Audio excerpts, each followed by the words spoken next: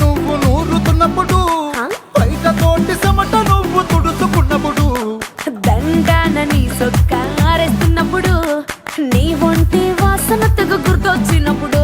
రెండు చేతులెత్తి చుట్టూ మలిసినప్పుడు జండు కత్తుకొని పడుకున్నప్పుడు అలసిపోయి నువ్వు ఆవలించినప్పుడు